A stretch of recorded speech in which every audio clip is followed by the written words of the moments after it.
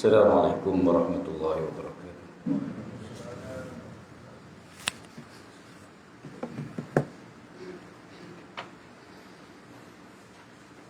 Allahu Akbar, Allahu Akbar, Allahu Akbar, Allahu Akbar.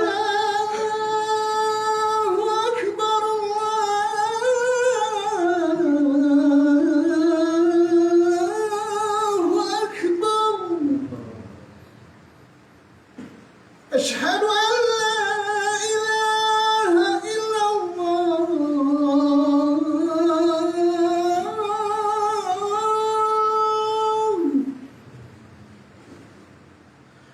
Asyhadu an la ilaha illallah.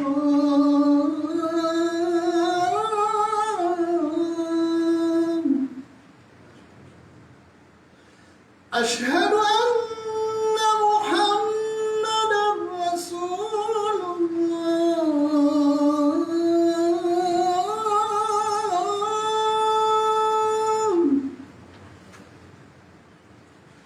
Asyhadu anna Muhammadan Rasulullah.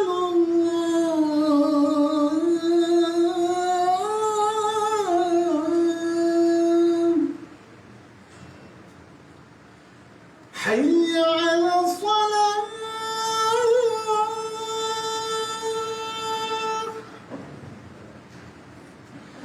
Hayya 'ala shalah.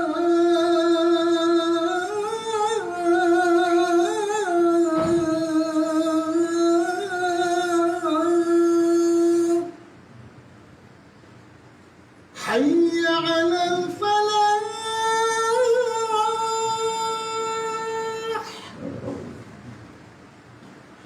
Hayya 'alal falah.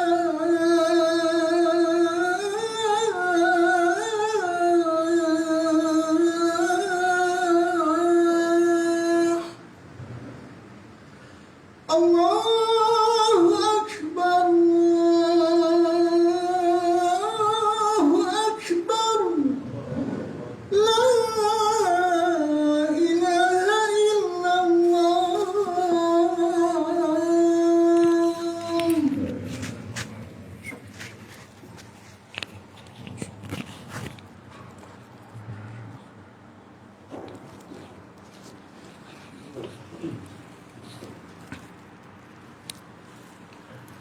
Alhamdulillahi rabbil alamin. Nahmaduhu wa nasta'inuhu wa nastahdihi wa nastaghfiruh. Wa nusalli wa nusallim ala habibina al-Mustafa sallallahu alaihi wasallam wa ala alihi wa ashabihi wa man da'a bi da'watihi wa jahada bi jihadihi ila yaumiddin. Amma ba'du fa ya ibadallah, usikum wa iyaya bi taqwallah.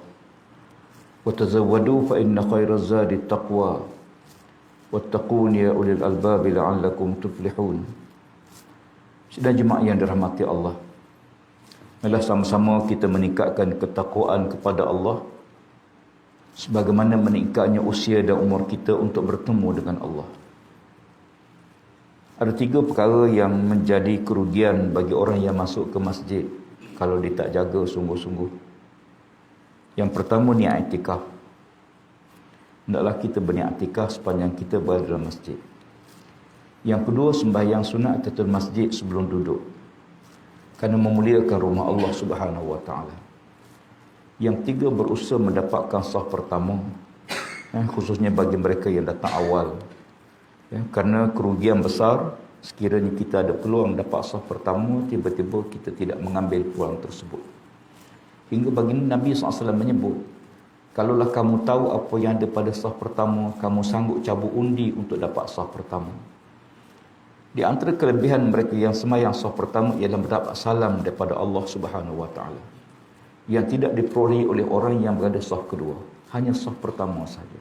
Usikum wa iyaya bittaqwallah. Para jemaah dirahmati Allah sekalian, tajuk khutbah pada hari ini ialah kalam Tuhan menyinari kehidupan. Allah Subhanahu wa taala firman dalam Quran, a'udzubillahi minasyaitonir rajim. Inna hadzal Qur'ana yahdi lillati hi aqwam. Ubashshirul mu'minin allazina ya'maluna as-solihat anna lahum ajran kabira. Al-Quranul Karim bukan hanya untuk dibaca dan bukan hanya sekadar mukjizat biasa. Tidak ada suatu nabi dan rasul mukjizat kekal hari kiamat melainkan Al-Quran. Kita tak sempat jumpa Nabi sallallahu alaihi wasallam. Kita tak sempat jumpa para sahabat dan para tabi'in. Tetapi kita sempat melihat mukjizat Nabi sallallahu alaihi wasallam. Semua mukjizat nabi-nabi lain akan hilang kehebatan mukjizat selepas wafatnya Nabi tersebut. Kalau kita pergi ke museum di Turki hari ini, kita akan jumpa tongkat Nabi Musa AS. Masih ada sampai hari ini. Dikatakan wallahu alam. Tapi kalau tongkat itu dicampak, sudah tidak menjadi ular lagi. Demikian juga kita pergi ke tempat-tempat lain di dunia Islam. Kita dapati, kita membaca sejarah bagaimana hebatnya mukjizat sesuatu Nabi. Tapi dia berakhir bila Nabi itu wafat. Kecuali Al-Quran. Al-Quran sebesar-besar mukjizat yang terus kekal hingga hari kiamat. Inna nahnu nazzalna dzikra wa inna lahu lahafizun. Kata Allah Ta'ala, kami yang menurunkan Quran, maka kami yang menjaga Quran tersebut. Al-Quran Karim menjelaskan kepada kita tentang beberapa perkara asas. Antaranya firman Allah Ta'ala, Taha, ma anzalna 'alaikal Qur'ana litashqa illa tazkiratan liman yakhsha. Taha, Allah saja yang tahu maknanya. Tidaklah kami turunkan Quran itu untuk menyusahkan kamu, wahai manusia. Melainkan dia peringatan bagi mereka yang takutkan Allah. Quran turun bukan nak menyusah manusia. Jangan jadi susah dengan peraturan dalam Quran. Kerana Quran bukan nak menyusah manusia. Quran ialah panduan. Panduan untuk siapa? Liman yakhsha, bagi mereka yang takutkan Allah. Sebagaimana tuan-tuan sekalian, kama la tahdal sabil illa bidailin, sebagaimana tidak ada manfaat signboard sepanjang jalan bagi mereka yang tidak mau ambil peringatan. Letaklah 100 signboard sepanjang jalan sekalipun, sekiranya signboard itu tidak dipedulikan oleh pemandu, maka signboard itu tidak ada manfaat. Demikian juga Quran. Quran manfaat bagi mereka yang takutkan Allah, yang nak mencari kebenaran, yang nak mencari petunjuk, nak mencari kekuatan. Maka Quran, kalau sekiranya kita ingin bicarakan atau kita menerima sepucuk surat daripada seorang yang kita sayangi atau seorang yang hebat, kita terima tu kita seronok. Tuan-tuan dapat sepucuk surat daripada katakanlah daripada seorang yang kita sangat muliakan dia. Terima tu pun kita rasa dah satu kemuliaan, satu kebanggaan. Gairah kita untuk segera membuka surat tersebut. Seronok kita buka. Dan lebih seronok kita baca. Terkadang kita ulang berkali-kali membaca kerana hebatnya surat tersebut. Quran jauh lebih hebat daripada itu. Sebab itu, kalau kita baca surat 10 kali kita baca, kita akan rasa jemu. Ya. Tak ada orang baca surat sampai 100 kali, 1000 kali. Tapi Quran, tuan-tuan baca Fatihah beribu kali, tidak hilang rasa, tidak ada rasa jemu. Setiap kali kita baca, seolah kita mendapat benda yang baru. Ini kehebatan Al-Quran. Tetapi yang besar daripada Quran ialah bagaimana untuk menjadikan Quran sebagai panduan kehidupan kita seharian. Ya, Allah Ta'ala turun Quran, dalamnya ada sejarah umat dulu, supaya umat kemudian jangan tiru perangai umat dulu. Dalam Quran kita jumpa surah Al-Lahab, Tabbat yada Abi Lahab bin Watab. Atas dunia ni Abu Lahab seorang saja, dan Abu Lahab dah mati pun. Tapi Allah kekalkan Al-Quran, kekalkan surah Al-Lahab. Kata ulama, kenapa dikekalkan surah ini sedangkan benda tu dah berlalu? Disebut dalam banyak ayat lain, kaedahnya ialah al-ibratu bi umumil lafzi la bi khususis sabab. Pengajaran nak lihat pada umum ayat, bukan sebab ayat tu turun. Sebab ayat tu turun pada Abu Lahab, kita bukan Abu Lahab. Ayat ini turun kepada bangsa Arab, kita bukan bangsa Arab sebagai contoh. Tapi pengajaran hendaklah diambil oleh setiap zaman, setiap waktu. Para jemaah dirahmati Allah sekalian, Allah Subhanahu wa taala firman dalam Quran supaya kita juga mengambil iktibar dengan apa yang berlaku. Sebenarnya manusia ni hanya berpusing kepada benda yang hampir sama. Tilkal ayyamu dawiluha bainan nas. Demikianlah hari-hari kami silih gantikan di kalangan manusia. Wabak sebagai contoh, bukan benda baru dalam dunia. Pernah berlaku. Semayang jauh-jauh, bukan perkara baru dalam sejarah Islam. Kaabah tak boleh dipergi, tak boleh buat haji, umrah, bukan perkara baru. Dia berulang. Ya, dan wabak berlaku. Bukan zaman kita, zaman para sahabat Nabi. Zaman Sayyidina Umar pernah berlaku wabak ta'un. Hingga ribuan yang meninggal dunia di kalangan para sahabat. Ya, dia bukan benda baru. Mengasingkan diri, menjaga penjarakan, bukan benda baru. Ya, sebenarnya benda yang sama. Bahkan penggunaan vaksin dalam perubatan bukan benda baru. Ya, dia benda yang berulang. Cuma bila berlaku pada kita, hendaklah Allah Ta'ala suruh kita mengambil iktibar. Afala tadabbaruna al-Quran am ala qulubin aqfaluha. Apakah mereka sengaja tidak berusaha untuk memahami dan memikirkan apa yang Allah nukilkan dalam Quran? Para jemaah sekalian, kaum Lut dibinasa oleh Allah kerana amalan liwat, homoseks. Hari ini berlaku homoseks? Ya. Hari ini berlaku lesbian? Ya. Hari ini berlaku perzinahan? Ya. Kita mengulang apa yang pernah ditimpa bala oleh Allah kepada umat lampau. Beruntung kita rahmat Allah Ta'ala kerana kita umat Muhammad. Allah tidak segera binasa sebagai umat dulu. Ya, supaya kita insaf, supaya mereka yang melakukan insaf dan bertaubat pada Allah Subhanahu wa Ta'ala. Bila kita membaca Quran, atau kita kiaskan kita baca sepucuk surat yang dihantar oleh seseorang yang kita sayangi, bahasanya kita tak faham. Tuan-tuan bertemu dengan seorang wanita Korea, tiba-tiba ditulis satu kertas diberi pada kita dalam bahasa Korea. Apa yang kita nak buat? Kita akan pasti cari apa makna yang ditulis. Kita akan usaha sungguh-sungguh untuk memahami apa yang ditulis. Quran turun dalam bahasa Arab. Ribuan terjemahan dunia dalam bahasa ada. Hari ini kita mudah dengan teknologi moden yang ada. Supaya sesuatu manfaat, sesuatu ayat yang kita baca, kita akan mendapati manfaat bila mana kita memahami ayat tersebut. Maka oleh kerana itu, kita mestilah berusaha ke arah pertama, membacanya. Kerana Quran ni tengok pun dapat pahala. Yang kedua, kita baca, kita dapat pahala. Yang ketiga, kita mengambil iktibar, kita mendapat pahala yang lain. Bahkan kita berikan panduan dalam kehidupan kita, maka itulah lebih besar daripada segalanya. Apapun yang paling kita bimbang, hari ini terkadang masa kita banyak habis kerana media sosial yang ada, hingga dia mengganggu bacaan Quran kita. Apa rasa kita kalau satu hari kita tak tengok Facebook?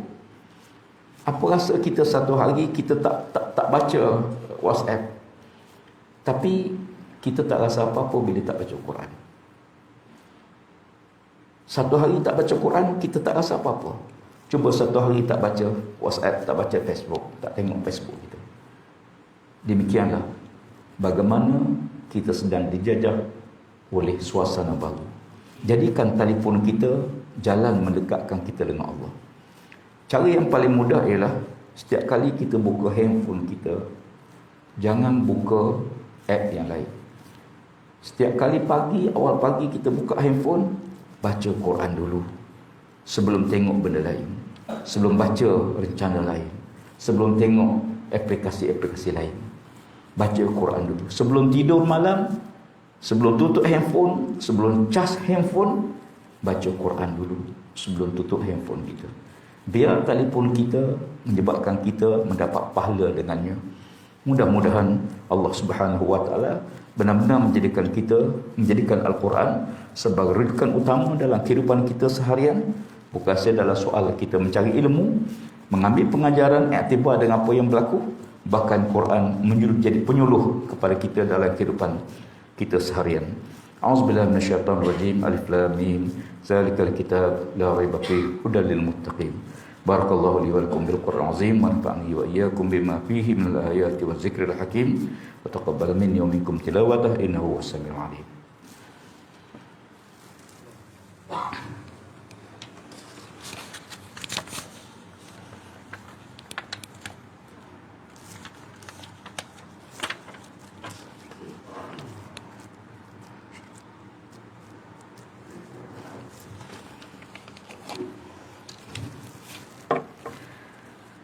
Alhamdulillahi Rabbil Alamin. Wassalatu wassalamu ala Sayyidina Muhammad Nabil Amin wa ala alihi wa ashabihi tahirin wa man tabi'ahum bi ihsanin ila yaumiddin.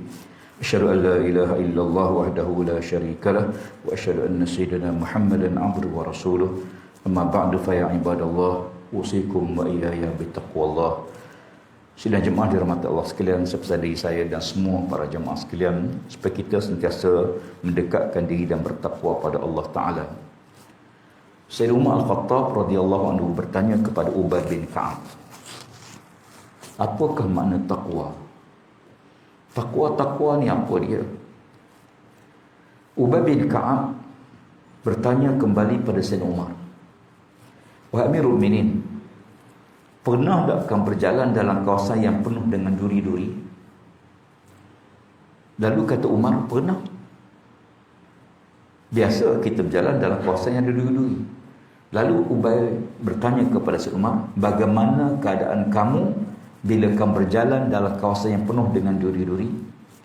Lalu kata Sayyidina Umar Khattab, tentulah aku berhati-hati waktu meletakkan kaki bimbang terkena duri, dan berhati-hati waktu mengangkat kaki takut terkena duri.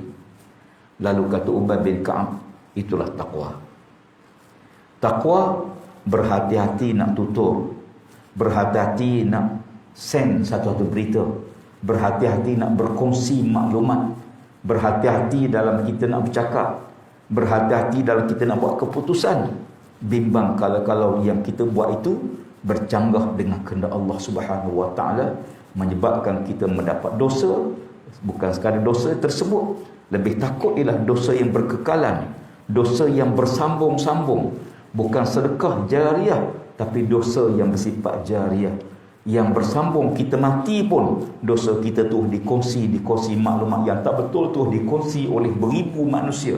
Semoga Allah Ta'ala mengampun dosa kita. Seorang pemuda datang pada Habib Umar kerana menyesal memfitnah Habib Umar dan mengharapkan Habib Umar untuk memaafkan dia. Kata Habib Umar, aku boleh maafkan kamu, tak ada masalah. Cuma aku nak tanya kamu, di rumah kamu ada tak penyapu daripada bulu ayam? Kata pemuda tu ada. Baik, kamu balik rumah kamu, pagi besok kamu datang berjalan kaki, ambil penyapu daripada bulu ayam tersebut dan kamu buang bulu ayam itu sepanjang jalan kamu. Lalu pemuda tadi balik. Keesokan harinya mengambil penyapu daripada bulu ayam di rumahnya dan berjalan kaki ke rumah Habib Umar. Sambil berjalan, pemuda tadi mencabut bulu ayam tersebut. Satu dia cabut. Sehinggalah disampai rumah Habib Umar dalam keadaan penyapu tadi hanya tinggal bekas saja, tinggal dia punya pemegang saja.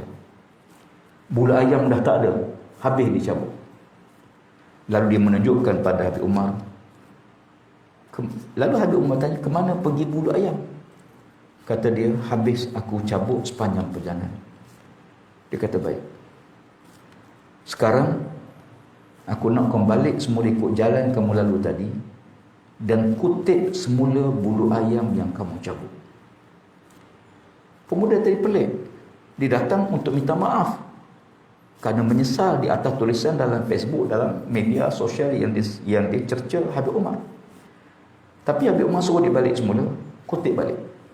Lalu dia balik, dia kutip. Sepanjang jalan dia balik, dia hanya menemui 5-6 helai bulu ayam sahaja daripada beribu bulu ayam dicabut. Keesokan pagi datang berjumpa Habib Umar membawa 6 helai bulu ayam yang dikutip balik. Kata Habib Umar, Aku benar-benar ingin memaafkan kesalahan kamu. Dan aku benar-benar redha hatiku untuk maafkan kamu. Tetapi aku hanya boleh maafkan 6 helai sahaja. Yang lain sedang fitnah tu tersebar, sebagaimana bulu ayam tadi terus tersebar, dan kamu tak mungkin dapat kutip balik. Bermakna, sekalipun aku maafkan semua fitnah kamu pada aku, tapi fitnah itu terus berjalan dan dosa kamu terus berjalan. Pemuda tu menangis nak gila. Dia bertanya, wahai Habib, bagaimana aku ingin bertaubat pada Allah dengan fitnah tersebut? Lalu kata Habib Umar, semoga Allah merahmatimu dan mengampuni dosa, dan kamu melakukan kebaikan-kebaikan yang berganda pahalanya. Buatlah satu amalan, walaupun kita mati, pahala kita tidak mati dengan mati kita. Sedekahlah, dermalah kalau ada orang nak bina masjid, surau, sekolah kebaikan. Dermalah ke mana-mana tempat yang pahala kita berterusan. Dan bacalah Quran. Ajar anak kita baca Quran. Ajar bismillah. Beribu kali anak kita baca, kita akan mendapat pahalanya. Tanamlah pokok-pokok, kerana kita mendapat pahala selagi mana pokok tu ada. Dan buatlah kebaikan. Jaga kebersihan, jaga segala kehidupan kita. Mudah-mudahan Allah Ta'ala merahmati kita. Dan marilah pada hari yang mulia ini juga kita banyakkan selawat dan salam pada junjungan besar kita Nabi Muhammad sallallahu alaihi wasallam, kerana perintah Allah dalam Quran. A'udzubillahi minasyaitanir rajim. Innallaha malaikatahu yusholluna 'alan nabi ya ayyuhallazina amanu shallu 'alaihi wa sallimu taslima. Allahumma shalli 'ala sayyidina Muhammad wa 'ala ali sayyidina Muhammad kama shallaita wa sallamta 'ala sayyidina Ibrahim wa 'ala ali sayyidina Ibrahim fil 'alamin innaka Hamidum Majid. Waradallahu 'anil khulafa'ir rasyidin wa 'an baqiyatus sahabati ajma'in wa tabi'in wa tabi'it tabi'in wa min tabi'ahum bi ihsan ila yaumiddin. Waradana ma'ahum bi rahmatika ya arhamar rahimin. Allahumma ighfir lil muslimin wal muslimat wal mu'minin wal mu'minat al ahya'i minhum wal amwat. Allahumma idi bi taufiq wal hidayah was sihhat was salamah. Malikina kepada Dia Maha Mulia Sri Paduka Baginda Yang Agung Al-Sultan Abdullah Riyadhuddin Al-Mustafa Billah Shah Ibn Marhum Sultan Haji Ahmad Shah Al-Musta'in Billah. Wa kazalika kepada Yang Maha Mulia Sri Paduka Baginda Raja Pansuri Agung Tuanku Hajah Azizah Aminah Maimunah Iskandariah bint Al-Marhum At-Muwakkil Allah Sultan Iskandar Al-Haj wa ilillahu bi taufiq wal hidayah. Malikina kepada Yang Maha Mulia Sultan Nazrin Muizzuddin Shah Ibn Ruhum Sultan Izlan Mahibuddin Shah Al-Maghfurlah Timbalan Yang Pertua Agung. Wa kazalika kepada Yang Maha Mulia Timasuri Perak Darul Ridwan Tuanku Zarul Salim. Ya Allahumma ja'al barna Malaysia aminan mutmainnan sakha'an rakha'a dar adin wa iman wa amni wa aman wa sa'ir birrul muslimin birahmatika ya arhamar rahimin. Allahumma anzil islam wal muslimin wa dammir a'da'aka a'da'ad-din wansur man nasara ad-din wa ahzul man hazal muslimin wa adil kalimatika ila yaumiddin. Allahumma inna na'udzubika min al-baras wal jununi wal juzam min sayyi'il asqam. Na'udzubika kalimatillahi tammati min syarri ma khalaq. نعوذ بكلمات الله التامات من شر ما خلق. نعوذ بكلمات الله التامات من شر ما خلق.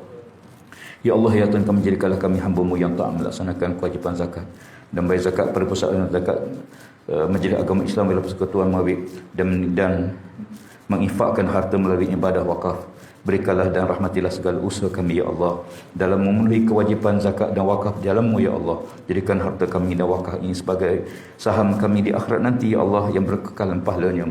Ya Allah, ya Tuhan kami, permudahkanlah Majlis Agama Islam Persekutuan dalam melaksanakan dan mengagihkan zakat pada asnaf dan menguruskan harta wakaf dengan sebaik-baiknya ya Allah demi manfaat umat Islam di wilayah persekutuan khususnya dan tempat-tempat lain amnya ya Allah. Allahumma rabbana ighfir lana dhunubana wa israfana fi amrina wa tsabbit aqdamana wansurna 'alal qawmil kafirin. Ya Allah, ya Tuhan kami, kurniakanlah kesihatan pada kami, di kesejahteraan, keamanan, keselamatan dan perlindungan daripada sebarang musibah, bala bencana, khususnya pada wabak COVID-19. Pelihara diri kami, keluarga kami, anak-anak kami, sahabat-sahabat kami, jiran tangga kami ya Allah, dan negara kami seluruhnya. Rabbana 'alaika tawakkalna wa ilaika anabna wa ilaikal masir. Allahumma rabbana atina fid dunya hasanah wa fil akhirati hasanah wa qina azabannar. Ibadallah, innallaha ya'muru bil 'adli wal ihsan wa ita'i dzil qurba wa yanha 'anil fahsya'i wal munkar wal baghi ya'izukum la'allakum tadhakkarun. Fadhkurullaha al-'azim yazkurkum was'aluhu min fadlihi yu'tikum wa la dzikrullahi akbar. Wallahu ya'lamu ma tasna'un. Aqimus salat.